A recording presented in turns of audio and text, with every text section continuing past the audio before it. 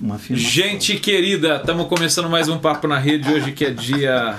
Você sempre esquece o dia, Brega. Hoje é dia 12. Hoje é 13, dia... rapaz. 12 foi ontem. 12 O mundo do não 12. acabou ontem, gente. Não, mas é dia 21. Ontem foi um dia emblemático. Queria dar um aviso a você. Uma data emblemática ontem. 12 do Queria Nós dar uma... passamos por ela. É. Puxa vida. Temos aqui um corintiano, um São Paulino, um Oh, palmeirense. Olha, nós Campeão, hoje... quase campeão. Um rebaixado. Ops. Rebaixado. Mas dia 12 foi despedida, assim, da virada do 11 pro 12, a despedida do melhor goleiro de todos os tempos. Ah, é verdade. Eu tava- São Marcos. eu Fala sério. torci muito Tudo bem, tudo bem. nesse jogo. Pessoal, hoje a gente teria aqui dois amigos, dois representantes conhecidos nossos da Polícia Militar, que são ligados à Associação PMs de Cristo, mas a gente recebeu agora há pouco, meia hora antes, uma ligação da impossibilidade deles estarem aqui participando com a gente desse papo. E a gente fica... a gente queria muito conversar, até por conta... Fica devendo essa para você. Pro web espectador. Isso, mas a gente vai tentar reagendar com o pessoal do PMs de Cristo. Até porque poder conversar certamente com nós eles. iríamos tratar de assuntos que estão muito... São Paulo em moda vive hoje, aqui, toda né, em São uma Paulo, questão aí que é dramática para a população de forma geral. E bom seria Eu acho que lidar para os com- policiais né, também. Então é uma questão aí que seria muito interessante. E saber qual que é o trabalho que o pessoal da polícia está fazendo, aqueles que são cristãos dentro da corporação. Então a gente vai tentar reagendar isso para 2013. E nesse meio tempo... iPad na mão, iPad na mão, iPad na mão. Como aqui tem três caras que são interligados nas redes sociais aí, a gente já tem discutido há muito tempo. Marcos Custódio já participou 2 vezes aqui, né, Marcão? Duas vezes. 2 vezes, Uma cara. O Marcos, Marcos... uma Marcos- Não, Skype, mas... né? Não, fui 3 não, vezes. o Marcos fez uma por Skype, lá da Rio mais 20. Rio mais 20, foi 3 vezes. Foi muito bom, Então, foi ano muito que vem bom. vai ter a Rio mais 21. Mas Não, eu tô querendo dizer o seguinte, o Marcos mora lá em Manaus, já faz 1 ano, né, Marcos? Mano. E graças às redes sociais a gente não perdeu contato. É verdade. A gente acaba trocando figurinhas e sabendo aquilo que está acontecendo na vida e na história de cada um, isso é muito legal. E aí hoje à tarde a gente foi almoçar com o Marcos e vindo para cá a gente recebeu a notícia que os PMs de Cristo não poderiam estar aqui com a gente. E aí o Marcão veio com toda a alegria e prazer, depois de ter sido colocado sob coação ali no quartinho do fundo, para poder participar desse papo. Eu queria convidar você desde já a entrar. O nosso tema de hoje é um mundo novo. Vamos falar de utopia. Para um mundo novo. Porque esse foi o tema que nós conversamos no almoço. O almoço hoje foi fruto um papo maluco, cara. de percepções e desafios e medos e encorajamentos, enfim. Exato. Qual é a nossa participação nesse mundo de meu Deus, né? E o Marcos tem uma percepção do mundo, até por conta das competências e atividades que a mim particularmente me encanta muito, e isso foi um dos motivos de aproximação nesses tempos, né? Verdade. Então nada melhor do que a gente continuar o papo do almoço. Não, acho que seria até legal a gente tentar fazer assim um apanhado, cara, porque eu acho que foi muita coisa interessante. É legal pra gente e legal pra de qualquer maneira quem tá acompanhando. Se você tiver ao vivo aí, tá aí, ao vivo, @coinoniaonline.net, manda. O que você acha, você agora que você tá vendo aí, qual é a sua utopia? Você tem uma utopia? Você acha que ter uma utopia é importante? A gente estava discutindo que uma das coisas que parece que a sociedade de forma geral e algumas pessoas que seriam importantes, parece que a gente não vivencia mais esse lance da utopia, né? E alguns entendem errado, porque acham que a utopia é essa coisa de maluco, de sonhador. É interessante pensar que a palavra utopia, na etimologia dela, ela não está falando de algo que é impossível, ela está falando de um outro lugar, né? A utopia é um outro lugar, que não é esse aqui, que é diferente desse aqui. Fernando, sem querer utilizar a fala de um texto que se tornou um best-seller pelo mundo todo, do autor do A Cabana, né? Ok. Mas ele lá, no introito ali do texto, e nem querendo ter isso como um dado científico, né? É uma história, né? Mas ele diz lá da falência das 3 grandes instituições que existem no universo, né? Que é o mundo político, o mundo religioso e o mundo econômico. Não é? eu lembro direitinho assim, quando ele faz esse tipo de comentário, englobando esse processo que gente de bem e do bem pelo mundo afora sente-se num tempo meio que de desencanto, né? Sim. A gente está meio que nesse processo de desencantamento, mas ao mesmo tempo, o que é comum nesses tempos de desencantamentos é começarmos a identificar movimentos meio que apócrifos, né? Subversivos, né? Que vão apontando para possíveis utopias, né? Esse era mais ou menos o pano de fundo da nossa conversa, né? E aí, Marcos, eu queria te inserir nisso, quer dizer, você é dos que entende que essas, como disse lá o autor da cabana, como é que é o nome dele mesmo? William Young, né? William Young. Quer dizer, isso parece uma coisa tipo assim, real, né? É um fato, né? Essas três grandes instituições que regem o mundo, elas entraram em processo de decadência. Ou de profunda transformação. Ou de profunda transformação, ou tendo como resultado do estágio em que estão a pobreza, a violência, a injustiça, enfim, não conseguiram, né, organizar o mundo, vamos dizer assim, né? E a partir, quer dizer, daí, quem são os protagonistas, né, de uma nova história, de uma nova ordem, de um novo mundo. Para um novo mundo? O que você pensa sobre isso? Quando a gente pensa em futuro, e construção de futuro, sempre é algo extremamente complexo. Porque assim, trabalhando com coisas que a gente assim, são variáveis não que a gente fazemos a menor ideia. O que é o futuro, né? O futuro é uma coisa que a gente sabe que vai existir, mas o futuro é uma astronave. Pensando como que é? A gente acha que consegue pilotar, mas não consegue. Mas a Bíblia fala muito da questão de que a igreja tem que ter um dom profético, ela tem que olhar o futuro, até porque nós estamos estabelecendo o reino de Deus. Então, e nós precisamos construir futuro, porque isso é uma identidade, uma imagem de Deus que está em nós, né? Que Ele consegue olhar futuro também. Nós passamos talvez um momento assim, na humanidade no qual a gente tem tantas oportunidades, mas nós temos poucas utopias. A última grande utopia que tomou conta do mundo foi o chamado comunismo, mas era uma utopia extremamente ideológica, mas uma utopia que ela brote do coração, dos anseios da humanidade, ela nos últimos, 30, 40 anos, ela deixou de existir. Ou ela passou a ser muito tênue. E isso dentro do próprio coração daquilo que a gente chama religião, ou da igreja, né? Ô Marco, você acha, desculpa, que a gente vai cortando tudo, tá? E você também tá vendo, manda seu e-mail que a gente, quando chegou o e-mail a gente para, mas assim, você acha que também houve uma substituição de uma utopia que era mais coletiva para as chamadas utopias pessoais? Não, claro. Que é aquela questão, assim, aí é do individualido mesmo, não me interessa tanto como a minha comunidade vai caminhar, mas cara, eu quero saber como que eu vou estar. Sim, a gente tem que entender que nos últimos 30, 40 anos, de forma efetiva, construiu-se a ideia da individualização do ser. E aí, a partir ele passa a ser, deixa de ser um ser humano, passa a ser um consumidor, e o consumidor ele se vê como um indivíduo e a forma dele se apresentar diante do mundo. Que isso para muitos aspectos foi legais, porque a gente começa a ter a questão cultural. Então, um cara que canta uma música lá na Índia, ele pode ter reconhecimento global. Lá no Uruguai. Pode. Então, mas, ao mesmo tempo, a gente começa a ter um outro problema, que a visão sistêmica do mundo se perde dentro da sociedade. Por exemplo, claro, os estados, eles têm, por si só, os estados têm uma visão sistêmica. Eles olham-se presente, passado e futuro e começam a se desenhar como que eles vão trabalhar com isso. A sociedade, mas as religiões, elas começam a ter dificuldade. O que é futuro?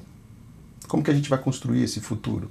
Como que a gente vai participar desse futuro? E quem são os agentes de construção desse futuro?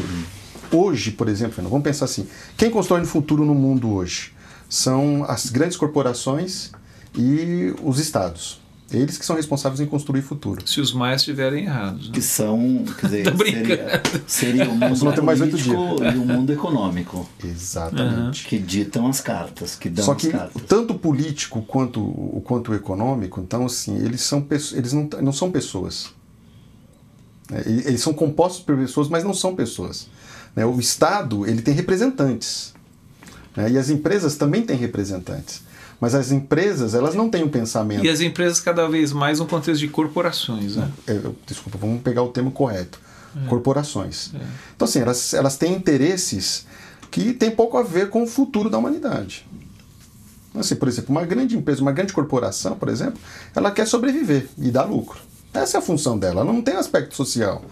Ela não quer, em tese, ela não está preocupada. Assim, ela tem lá embaixo, está lá, vamos se preocupar com a sociedade, né? Mas, de certa forma, a corporação ela quer sobreviver. Então ela vai fazer as mutações que forem necessárias, que é essa grande sacada do capitalismo. Ele sobrevive às mudanças porque ele vai se adaptando. E o Estado, por si só, ele também quer sobreviver. E para sobreviver, ele vai fazer qualquer coisa. O Estado, assim, ele vai fazer qualquer coisa para sobreviver. E ele não tem preocupação com as pessoas, o tanto que ele não tem preocupação com as pessoas, que ele às vezes oprime as pessoas para poder sobreviver. Então quem constrói futuro hoje, ele não tem apreço pelas pessoas, não tem apreço pela sociedade. Então quem pode ser os agentes de transformação que saem dessas esferas? Bem, é quem começa a imaginar assim, não é esses dois caminhos. Então qual é o caminho que a gente pode reconstruir? Aí entra a questão das religiões. As religiões têm potencial de prever futuro, ou de fazer futuro, ou de construir para o futuro. E elas precisam inserir, mas elas precisam construir isso dentro delas. Agora, quais são as religiões hoje que têm agenda de futuro? A gente começa a pensar, mas então, quem escreve sobre a agenda de futuro? Né? Quem pensa futuro? Quem está construindo algum tipo de utopia que sai da onde nós estamos agora? Aí você começa a falar, não, tem pouca gente. Aonde que vai brotar isso, Carlos? Provavelmente de lugares que a gente não sabe ainda, mas provavelmente elas já estão acontecendo. É de gente que começa a olhar o contexto que nós estamos vivendo e falar, não é esse caminho, nós precisamos produzir ações, pensamentos e relacionamentos que diferem do que estão existindo aí atualmente. Entendi. Isso nos leva a uma discussão aí, tipo, filosófica e teológica, né, de que futuro para as religiões tem a ver com o que transcende, né? Exato. E não outro tempo, outro lugar. Exatamente, não necessariamente com este tempo e com este lugar, né?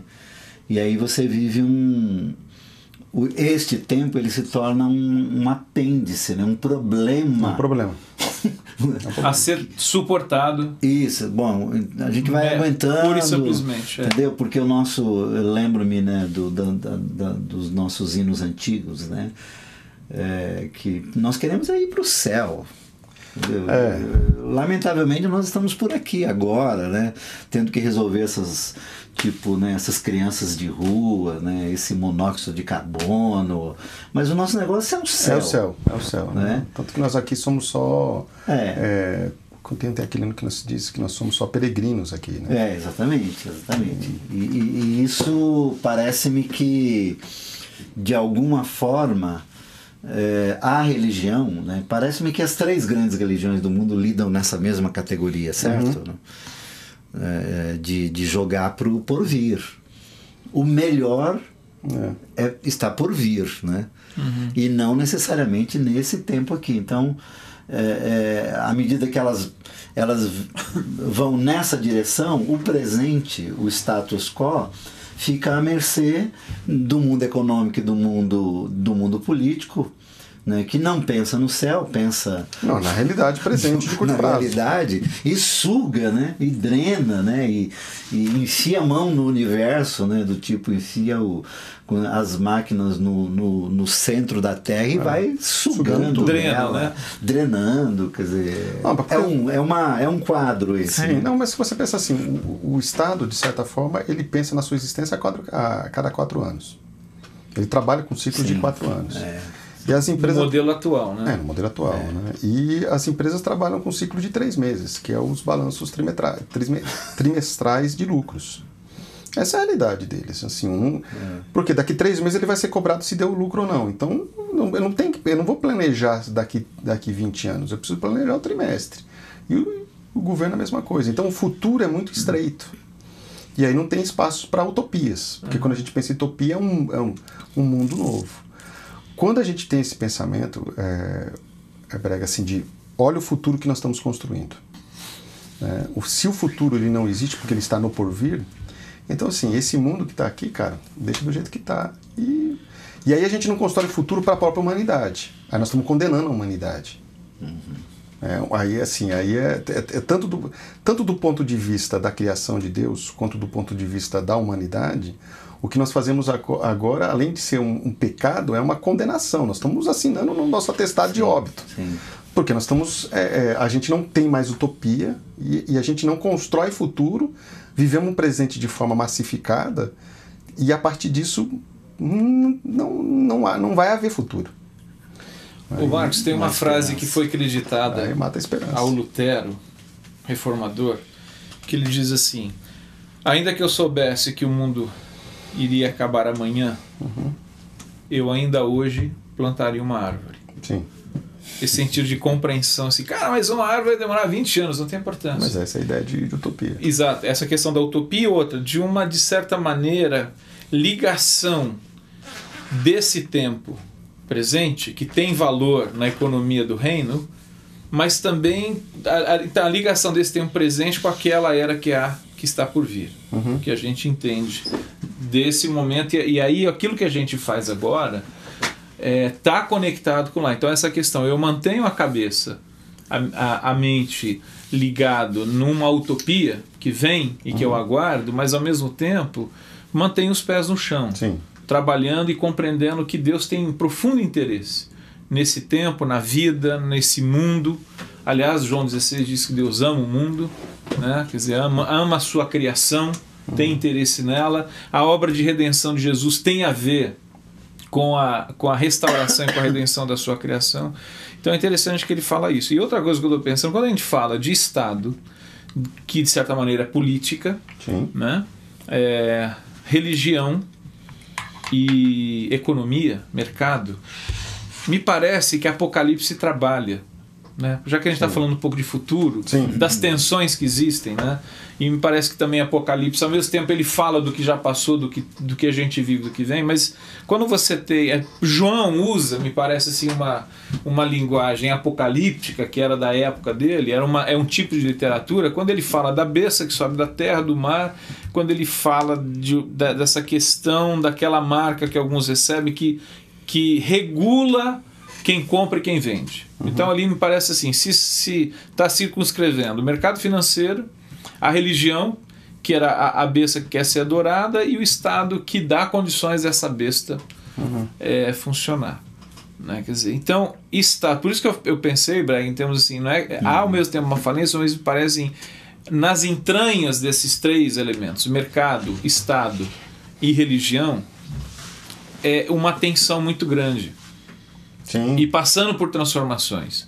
E a gente vive como cidadão desse tempo lidando com essa realidade. Tem um Estado que ao mesmo tempo a gente compreende um pouco a sua necessidade, mas compreende que ele pode ser profundamente opressor e despersonalizador do ser, né? O Estado. A religião como um poder de manipulação tremenda, de adoecimento, e daquilo que aparecia assim como sendo um caminho para se aproximar de Deus, na realidade um afastamento de Deus. E o mercado, que numa linguagem posterior, pensando lá em Apocalipse mesmo, acho que é o texto do capítulo 18, que é o que regula a vida da grande Babilônia.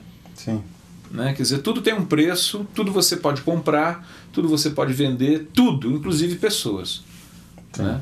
Então quando a gente fala em utopia, eu fico pensando assim, que naquilo que a gente está falando já, ela tem a ver com lidar com esses 3 elementos. Sim. Né? Mercado, política e religião. Né? E como se posicionar diante desses três elementos que tem uma força impressionante. Lembrando que a religião, de modo geral, se profissionalizou, né? Muito. Ela importou do chamado mundo corporativo, né, e político. Sim, toda a sua expertise. Ela incorporou isso tudo, né? Ela importou de lá para cá, incorporou, né, isso, e tem uma proposta de fé absolutamente contaminada, né? Exato, quer dizer, uma utopia contaminada, né? Uhum. Então, assim, Braga, olhando a tua fala aí, a gente tem que pensar assim, quem vai construir a utopia é quem consegue olhar a realidade e ter um olhar analítico, de entender quais são as grandes necessidades do mundo, quais são as grandes virtudes que a gente tem, e a partir disso criar uma síntese para começar a construir coisas que sejam, não sei se só respostas, mas sejam direcionamentos, que sejam encaminhamentos. Quais são alguns elementos então que você acha assim, dessa... isso que eu ia falar agora, né? Considerações. Por exemplo, algumas coisas que eu vou dizer assim, da onde que não vai brotar isso, né? O Braga tinha me perguntado há um tempo atrás, alguns minutos atrás, da onde as coisas não vão brotar. Elas não vão brotar do sistema que está estabelecido agora. O que a gente tem que entender é que quando a gente começa a fazer uma análise mais analítica, e aí não é minha, mas de um bocado de pessoas que estão escrevendo sobre isso, eles começam a olhar assim, por exemplo, o sistema de governança que nós temos, o sistema de Estado que nós temos agora, ele é de 1648, né, que foi feito quando houve uma série de guerras na Europa, e ele chama Paz de Westfália. Que quando eles fizeram o desenho dos Estados modernos, começou o desenho dos Estados modernos. Então nós temos um desenho de Estado de 400 anos, que hoje ele já não consegue representar mais porque começou a surgir outros atores. Ele tinha uma existência naquela época, mas hoje não tem mais, que é a sociedade civil, as corporações, que não existiam naquela época, que hoje existem e têm muita influência sobre o Estado. E era uma sociedade pré-revolução exato, que é completamente diferente. Completamente diferente. E aquilo aqui tem 400 anos esse desenho de como os estados... E está falido. Assim, os estados não conseguem mais responder às demandas que o mundo tem. E nos últimos 100 anos houve uma transformação. Não, e tanto assim, o ápice dessas discussões foi as grandes guerras, né, as grandes guerras mundiais. Sim. A partir disso, o surgimento da ONU começou a querer discutir uma nova agenda, mas ela ainda é muito trôpega, ela está sendo construída. E esses processos demoram mesmo, gente. Eles demoram, sei lá, 100 anos. Mas, enfim, do jeito que está desenhado hoje, ele não consegue mais responder essas demandas. Então, eu acho difícil brotar do próprio Estado. Quando a gente pensa, por exemplo, da economia, a economia ela tem uma coisa na mão dela que é a tecnologia. E as tecnologias, elas têm parte da solução da utopia do futuro, passa pelas tecnologias. Então, o mercado ele vai ter algumas respostas, mas ele não tem nem ética nem moral. A ciência, a ciência... Ele não tem valores. Não. Ela se autorregula segundo sua própria cartilha, né? Que é a sua sobrevivência. Então, assim, o mercado ele vai sobreviver... Deixa eu só dar um recado do Vladimir de São Paulo, que ele mandou um e-mail aqui perguntando sobre os PMs de Cristo. Os PMs de Cristo não estão presentes aqui hoje porque eles ligaram para dizer que não poderiam estar. A gente está com o Marcos Custódio aqui falando sobre as utopias que a gente pode considerar para daqui para frente. Mas obrigado, Vladimir, pelo seu e-mail. Bem, aí a religião, por exemplo, ela não consegue hoje olhar... Então, o mercado, assim, ele tem boas ferramentas, mas o mercado ele não tem valores. Não, os valores que o mercado tem, a economia tem, é de sobrevivência. Ela vai fazer tudo para sobreviver, mesmo que seja matar, roubar, o mercado destruir. Tem um Deus, né, Braga? O mercado tem um Deus. Se é mercado, tem um Deus. Se é mercado, tem um Deus. Então, assim, parece que é mamon. Quando a gente pensa na religião, então, se existe alguma coisa que pode brotar de diferente, é dentro das religiões. Mas não no formato que está desenhado agora. Existe um outro formato a surgir, a nascer. Agora, se a gente olhar um pouco a história bíblica ela é pautada de utopias. A história de Abraão é uma história de utopia, a história de Moisés é uma história de utopia, a história de Josué é uma história de utopia, a história de Davi é uma história de utopia. E assim, são várias pequenas utopias para ter uma utopia maior, que é a própria história de Jesus. Os profetas todos eram utópicos de carteirinha, né? Então, assim, e mais, aí cada pequena utopia ela vai fazer parte da grande utopia de Deus, né? Do grande mundo novo que Deus está construindo. Então, existe um movimento de Deus em direção a esse... E de tempos em tempos, Deus dá uma repaginada nisso. Então, nós precisamos entender, assim, o momento que nós estamos passando é um momento de repaginar. Então, dentro disso, da onde que vai brotar então as utopias, né? Ela vai brotar aonde houver um espírito de renovação e de inovação. Agora, onde que cria esses espaços? Esses espaços hoje eles não existem, né? A gente pega as faculdades teológicas, por exemplo, eles não são espaços de inovação. Eles são espaços dogmáticos, né? O dogma está ali, você vai estudar o dogma. Estão a serviço das suas denominações. Exatamente. A gente tem poucos espaços para discutir inovação dentro do contexto religioso. Dentro do contexto empresarial existem muitos, mas do religioso ele não existe. Então a gente estava falando sobre redes sociais, né? O potencial das redes sociais. Agora, quantas vezes a gente conversou sobre o potencial das redes sociais como ferramenta de evangelismo, de ensino, de cultura, de arte? De humanização. Do ponto de vista cristão. A gente não discute isso, a gente não cria espaço para que isso aconteça. E essas ferramentas estão aí. Então... E eu acho que no contexto religioso, sobretudo, Marcos, me parece assim que as redes sociais, às vezes, elas ainda são vistas com um certo preconceito. Sim. No sentido de que vão distrair, ou vão afastar, ou enfim, quase que uma coisa às vezes meio demoníaca, aquela questão assim, não tem, bom, depende como você usa, é a mesma coisa um carro, você pode usar um carro de uma forma absolutamente prejudicial, e você pode usar um automóvel de uma forma absolutamente consciente. Exato.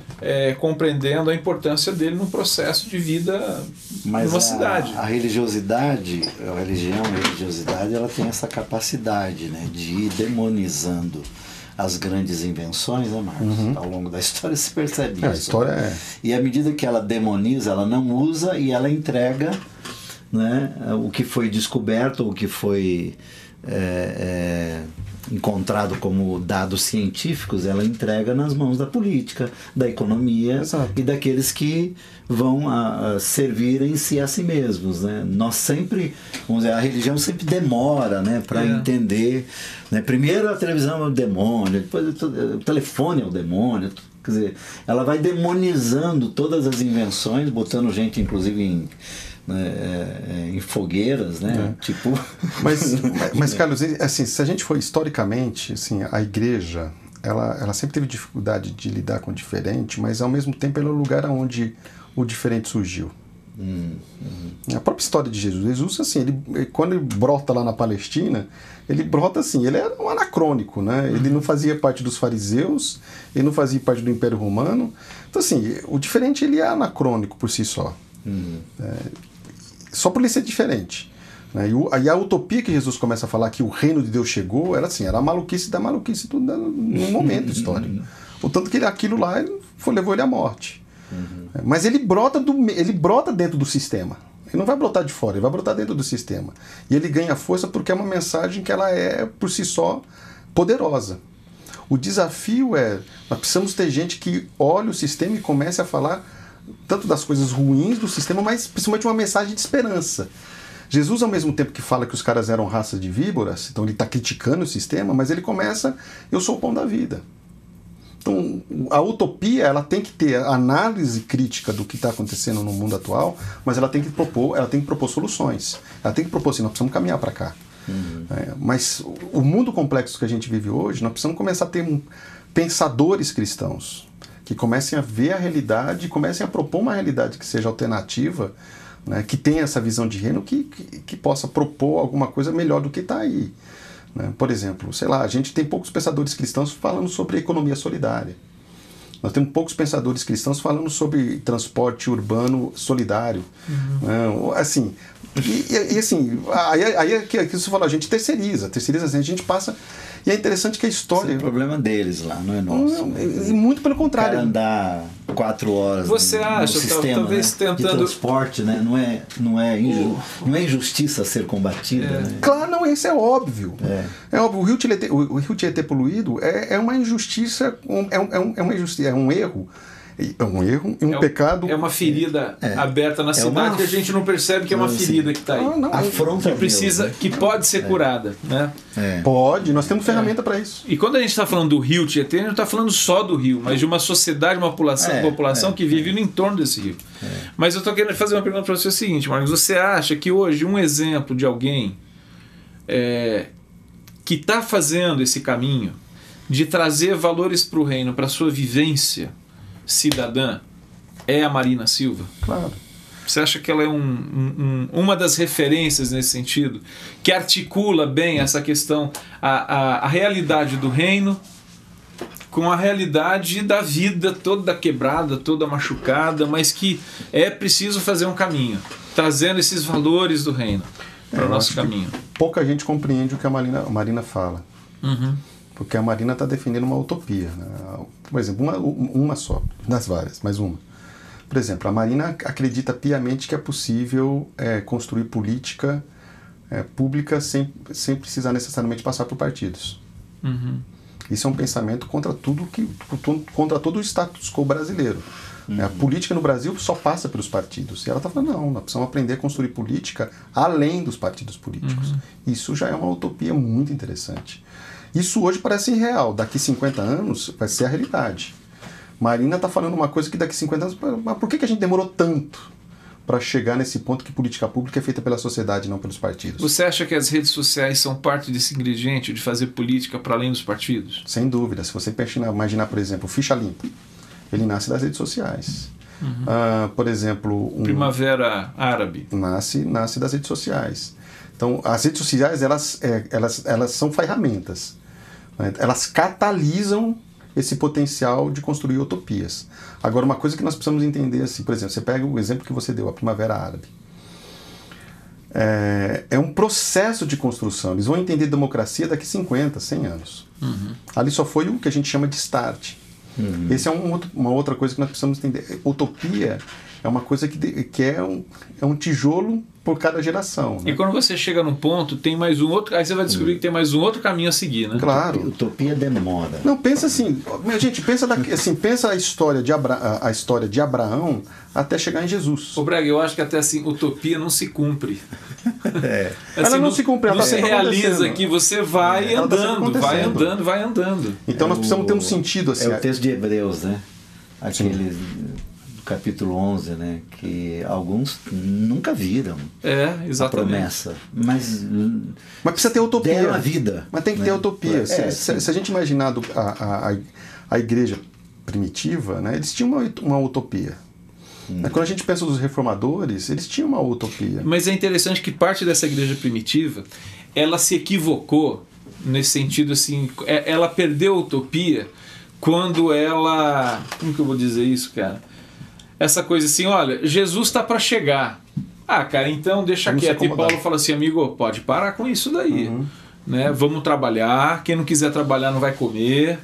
Né? E trabalhe para com que você tenha com que ajudar quem tem necessidade. Então, assim, não deixe que, por conta da utopia maior, a sua utopia de vida, de comunidade, se engesse e se paralise. Né? Pelo contrário. Porque isso foi um equívoco que aconteceu e me parece que a gente reproduz de outras formas esses negócios. Não, a gente reproduz. Ah, vai acabar mesmo. Um dia esse mundo aqui vai acabar mesmo, cara. Então, ó... Não vamos fazer nada. Não, o termo que às vezes se usa é assim, mas isso não tem jeito mesmo, né? Isso vai ser sempre assim, né? Quer dizer, esse é o tipo de fala que não cabe à utopia, né? Porque a utopia, ela está sempre dizendo, não precisa ser assim. Né? O evangelho, pode ser, o evangelho é utópico, porque ele fala muito, a gente não vos conformeis com este mundo. E assim, não é o mundo da época de Paulo. E vai na contramão, né? Com este mundo que a gente está vivendo agora. Vai na contramão. Essa maneira de se construir uma sociedade. Né? Que é diferente da proposta que Jesus tem de como que você constrói uma sociedade. Né? Agora, você estava falando aqui, em off, eu acho, até antes da gente começar o programa, dos ingredientes, né? Porque você fez uma crítica sobre a agenda de algumas organizações que existem, ou a razão de existir de algumas organizações religiosas, cristãs, evangélicas, enfim, que elas estão muito mais apegadas a uma agenda do que a valores, né? Okay. E você citou como um valor a ser trazido o valor da comunidade, que eu particularmente entendo que na comunidade está a resposta, eu diria assim, a resposta, né? Até porque é na comunidade que o Cristo decide habitar, né? Quer dizer, ele é visto a partir da comunidade, né? Onde estiverem 2 ou 3, né? É a partir daí que ele é visto. Onde é que você vê Jesus hoje? Você vê na comunidade. Agora, uma das nossas utopias, vamos pensar assim, minha, sua, do Fernando, né? Que lidamos meio que hoje nesse subversivo mundo da religião, seria uma luta de transformar auditórios e engrenagens religiosas em comunidades terapêuticas.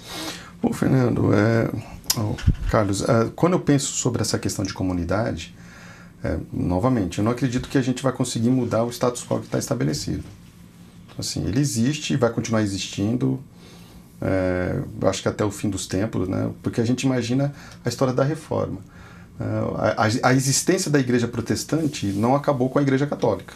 Sim. Ela continua, ela se reinventa, e a gente pode ter N críticas e tal, mas o que nós estamos pensando, essa utopia que ela está começando a surgir de uma nova reforma, um novo momento, um novo que a gente quiser dar. Deixa eu só fazer uma observação, que é a seguinte, o surgimento da Igreja Protestante não acabou com a Igreja Católica. Agora, é interessante pensar assim, que a Igreja Católica, no decorrer dos anos, mudou e passou por reformas. Exato. Assim como a Igreja Protestante criou seus vícios. Exato.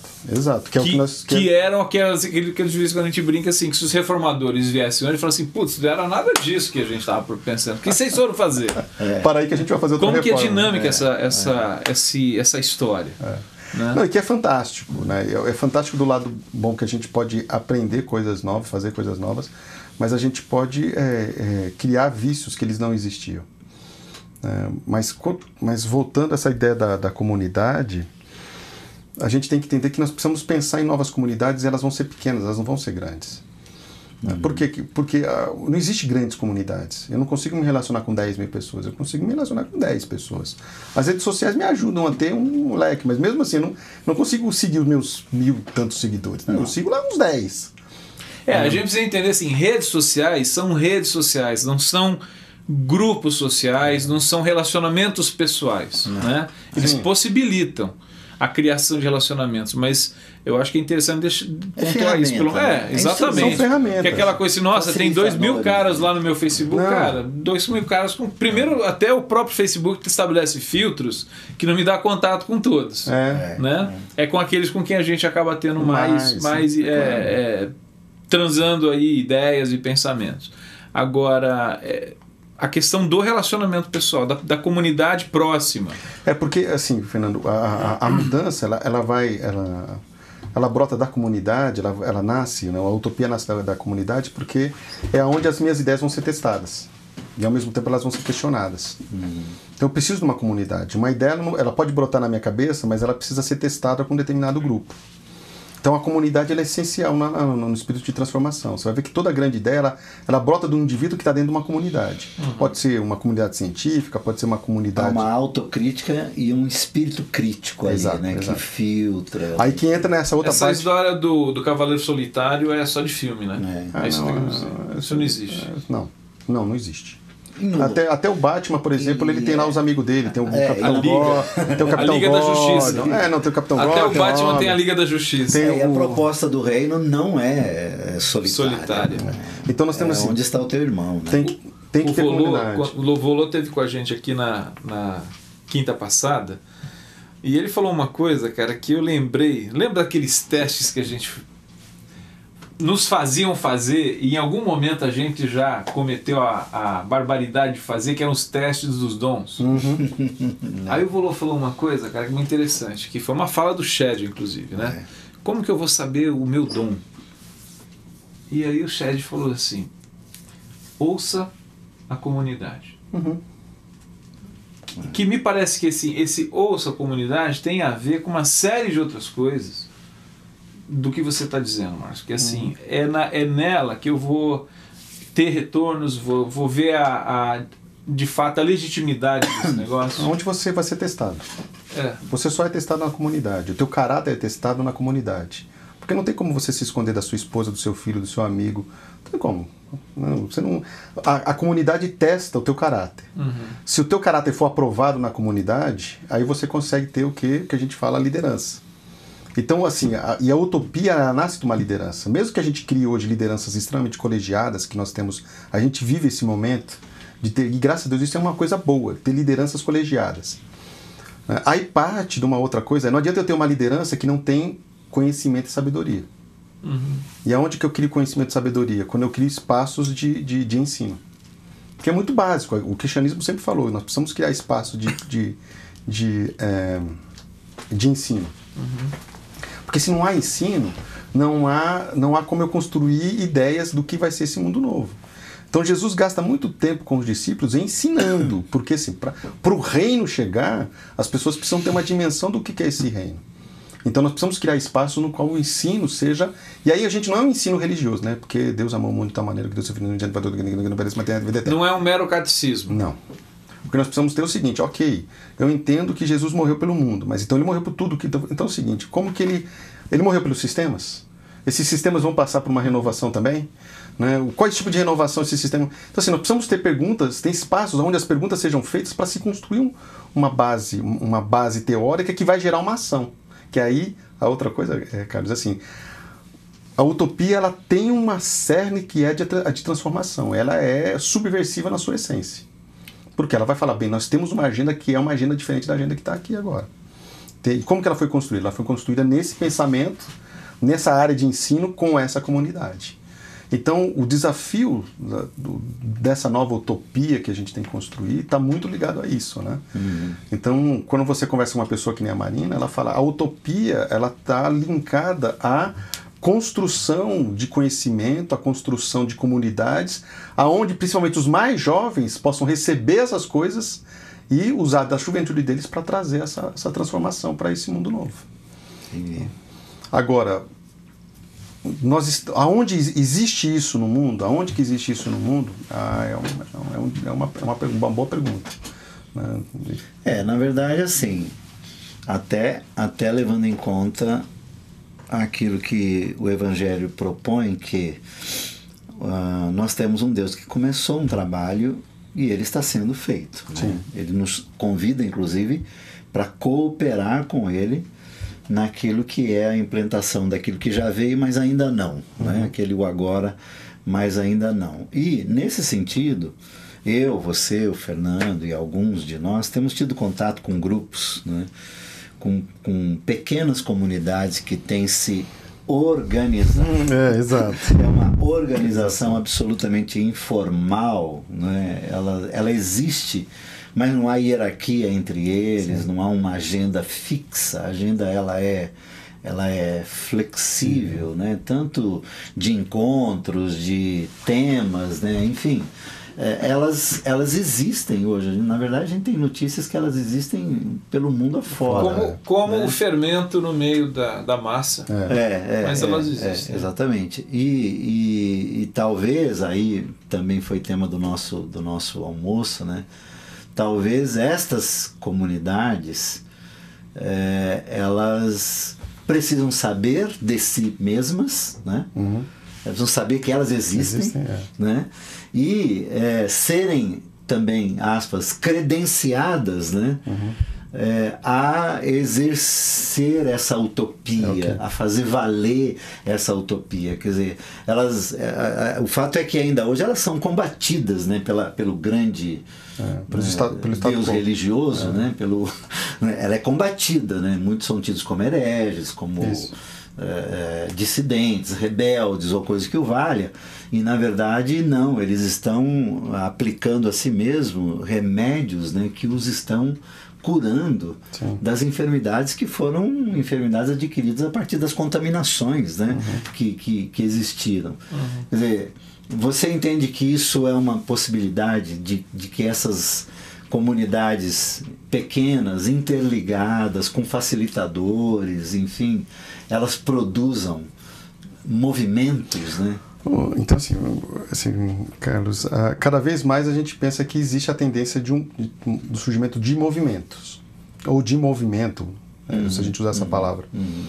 Não tenho dúvida que está brotando muita coisa, e elas não têm ligação, porque elas estão brotando, e aí o vento do Espírito, né, sopra onde quer. Então, não adianta a gente pensar que os donos dos sistemas religiosos vão ter controle sobre isso, porque eles não têm controle sobre o Espírito Santo. Nós precisamos ter... Um dia eles vão ter, não sei se essa é a humildade, mas eles vão entender que não existe controle sobre isso. Essas coisas estão eclodindo por aí, estão acontecendo. Elas estão acontecendo e elas estão tomando forma, e uma forma muito simples, mas elas precisam de... Aí é um sonho pessoal, que elas precisam ter algum tipo de ligação, né? E não só de ligação, mas de ajuntamento. E não é um ajuntamento de controle, mas para entender assim, nós não estamos sós. Essa era uma força também da história da igreja, né? Porque a igreja... Os cristãos sempre se acharam, eu estou sozinho, né? A história de Elias, né? E a verdade é que não, tá? Isso está brotando no mundo todo e talvez uma parte da liderança que esteja envolvida com isso tenha aí a missão de facilitar o encontro desses grupos para que eles criem pontes e eles possam começar a interagir. Eu acredito que quando isso começar a acontecer, Carlos, vai brotar mais coisas novas sobre isso. Porque esses grupos, essas pessoas, quando começarem a se encontrar e perceber, nós não estamos sós e nós temos condições de construir um mundo novo, eles vão construir. Porque são pessoas que por si só tiveram que sair da igreja. Então eles são muito empreendedores no sentido de vamos participar, vamos se envolver, vamos fazer algo diferente, né? Então eu não tenho dúvida disso, Carlos. E assim, é um processo. Algumas pessoas vão ajudar a facilitar esse processo de criar essas redes, desses novos movimentos, né? E no mundo atual existe várias dessas redes que existem e começam a criar força, né? Por exemplo, o Occupy Wall Street, assim, questionou muito do sistema. Mas ele perdeu força, perdeu credibilidade. Não, cara, eles estão trabalhando de uma forma muito coordenada no submundo aí e fazendo muita coisa. Mas essas coisas não dão mídia. Porque a mídia não tem interesse. É a mesma coisa no ambiente religioso. Então existe muita gente fazendo, muita gente se encontrando e muito potencial a ser trabalhado.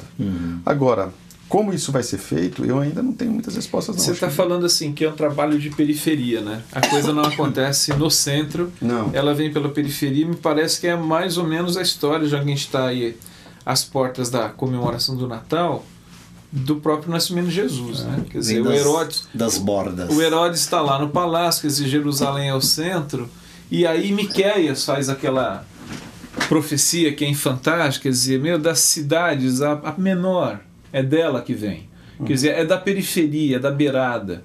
E me parece que ainda hoje, no decorrer da história, são poucos os momentos em que a coisa aconteceu, brotou, Marcos, lá na capital, lá no centro, né? As coisas vão acontecer na periferia, na borda, pequenos movimentos que em dado momento, à medida que eles vão se ligando, se juntando, aí faz uma mudança mais profunda, mais extensa, né? E radical, de uma era para uma outra, para um outro tempo, para um novo tempo. Fernando, assim, eu tinha uma ideia, hoje eu tenho uma certeza. O que vai brotar de novo dentro daquilo que a gente chama mundo religioso, não, mas aquilo que vai brotar de novo dentro da identidade cristã brasileira vai vir do interior. Vai vir do interior para as capitais. As capitais hoje elas não conseguem produzir transformação. Então, e essas coisas elas estão acontecendo com muita força no interiorzão do Brasil. E elas vão vir de lá para cá, né? Então, nós precisamos ter... Agora, nós precisamos... Talvez a liderança precisa... Nós, né? Eu falo liderança, eu me envolvo também. A gente tem a humildade de começar a ir para o interior. A enxergar essas coisas. E ir atrás disso, e começar a ouvir quem está fazendo. Ir para a periferia. Vou dar um exemplo, e aí a gente precisa já terminar, mas domingo passado, Marcos, a gente fez uma reunião, nossa comunidade, que se reúne a cada domingo ali na Vila Mariana. Estamos fazendo concorrência lá. 500 metros um do outro. Meu Deus do céu. É brincadeira. Mas assim, a gente fez uma experiência muito interessante. Tem uma comunidade aqui em São Paulo que fica para frente do Campo Limpo Paulista. Para frente do Campo Limpo Paulista não, Campo Limpo, lá na Zona Sul. É uma favela, né, que agora é chamada Comunidade Carente. E nós fomos passar o dia lá com eles, no domingo. A gente saiu do centro, da Vila Mariana de São Paulo, cara, e fomos para a beirada de São Paulo. Uhum. Se você perguntar assim, qual grupo aprendeu mais aquele dia, teve mais discernimentos, foi mais enriquecedor, cara, eu não tenho dúvida que você vai ouvir um grupo e outro, você vai falar assim, esse pessoal que saiu da Vila Mariana e foi lá para a beirada de São Paulo, saiu muito mais enriquecido, muito mais edificado. Por quê? Cara, porque a periferia tem coisas que estão acontecendo lá, cara, que é impressionante. A vida acontece, pelo que pareça, ela nunca acontece no palácio. Ela sempre acontece no meio do povo. Uhum. Isso é história. Nem no palácio, nem no templo. Nem no templo. Ela acontece no meio do povo. É isso aí. E agora, assim, Fernando, assim, para terminar... E nem no banco, viu? Para fechar esse triângulo, religião, Estado e mercado, não é nem no banco, nem no palácio e nem no templo. Nem no templo. Porque no meio do povo. O pessoal entende assim, as grandes revoluções do mundo, ela não aconteceu nos bancos, ou não aconteceu pelo Estado, né? E nem pela religião.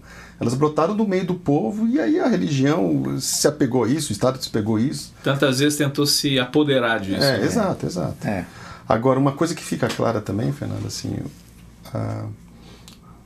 eu, você, o Brega, temos que entender que essa mudança vai brotar de dentro da gente. Ela é uma coisa muito individual. Se você falar assim, se eu colocar assim, eu vou fazer parte dessa utopia, dessa mudança, eu vou sair da minha zona de conforto e vou começar a entrar no local onde a batalha está acontecendo, né, da mudança, ela vai acontecer. Na minha vida, primeiramente, e depois na vida de todo mundo que está em volta de mim. Mas eu preciso sair da minha zona de conforto.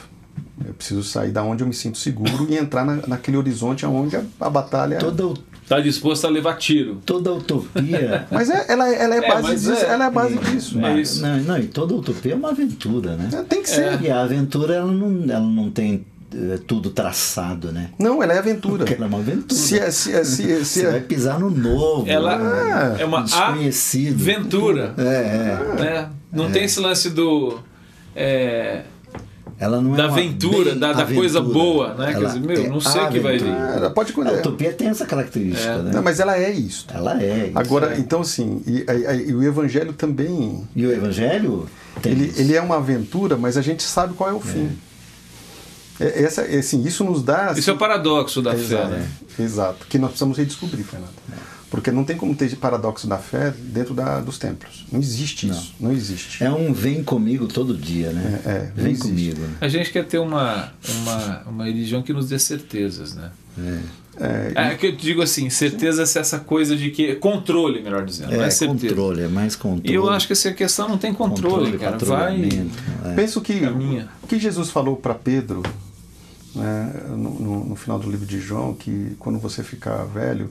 as pessoas vão te conduzir. Te levar pelas mãos.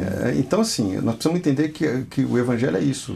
Você vai ser conduzido, você não vai conduzir. A gente vai aonde onde o povo está, a gente vai aonde as coisas estão acontecendo e vamos lá participar da construção disso.